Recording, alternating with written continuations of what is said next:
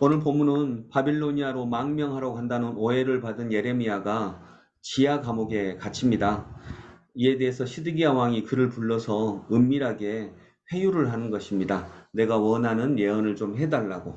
그러나 그는 변함없이 당신은 바빌로니아 왕에게 끌려갈 것이고 바빌로니아 군대가 절대 쳐들어오지 못한다라고 말하던 당신이 그렇게 의지하던 당신들의 예언자들은 지금 다 어디에 있습니까? 라고 말하면서 나는 하나님의 말씀을 전합니다. 라고 이렇게 전하는 그런 장면입니다. 감옥에 끌려갈지라도 그대로 받은 말씀을 그대로 전하는 예레미야의 모습을 볼 수 있습니다.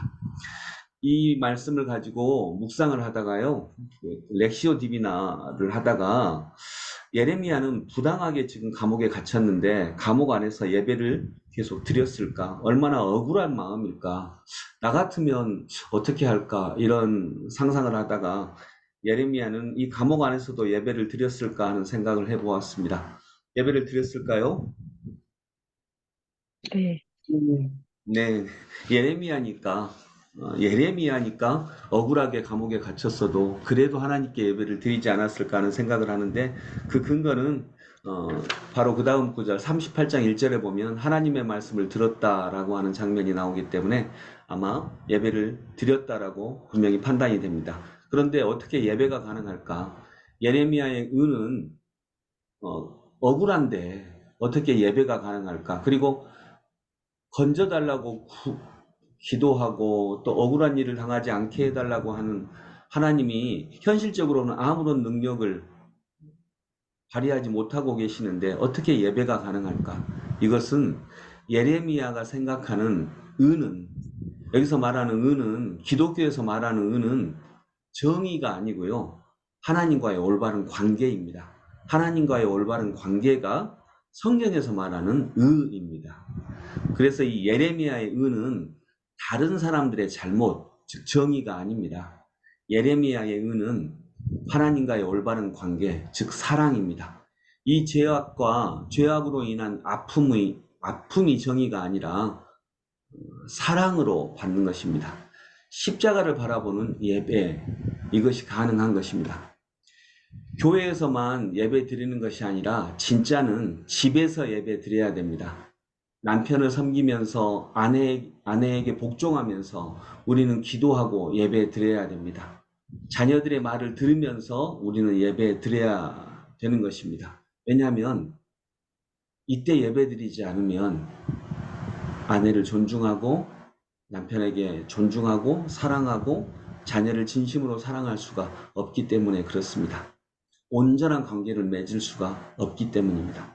또 우리는 직장에서도 예배 드려야 됩니다. 일상의 생활 속에서 예배 드려야 됩니다. 성전에서만 예배 드리면 우리는 정말 예수를 죽이는 일에 내가 동참하게 됩니다.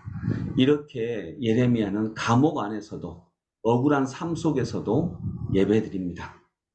하나님께 감옥 안에서도 예배 드린 예레미야는 하나님 앞에서 그래서 이 세상 속에서요, 도덕 선생님으로 살아갈 수가 없습니다. 도덕 선생님은 정의만을 얘기하거든요.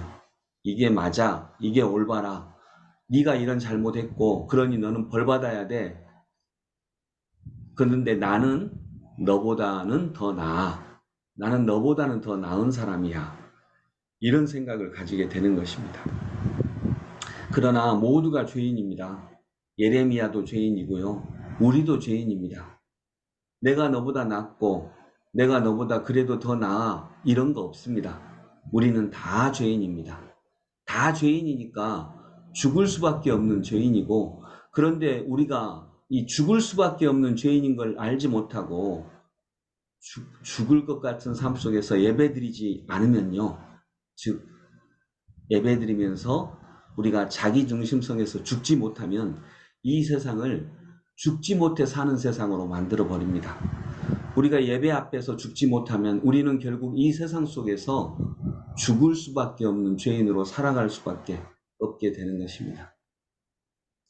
여러분, 내가 죄인인데 예배드리는 죄인인 것을 모르면 나는 도덕 선생님은 되는데 사랑이 되지 못합니다. 예배자가 되지 못합니다. 예배를 드릴 수 있는 예배자만이 아버지로 살아갈 수 있게 하고 어머니로 살아갈 수 있게 하고 남편으로 아내로 살아갈 수 있게 합니다. 즉 온전한 관계를 맺는 사람으로 살아가게 하는 것입니다.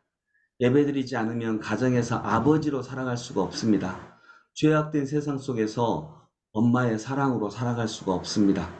그런 세상의 영향을 받는 가정 안에서 우리는 사랑이 근본인 아버지로 예배드릴 때만 살아갈 수 있고요. 어머니로 살아갈 수 있고 가족으로 살아갈 수 있고 하나님 나라 백성으로 그때서야 살아갈 수 있는 것입니다. 그래서 우리는 오늘 이렇게 새벽에 말씀 앞에서는 예배와 기도를 드립니다. 말씀을 정리합니다. 여러분, 예배드리지 않으면 우리는 도덕 선생님 정도로 살아갈 수 있습니다. 그런데 도덕 선생님이 나쁜 건 아닙니다. 어떻게 도덕 선생님이 나쁘겠습니까? 그런데 정의의 단계에 머무릅니다.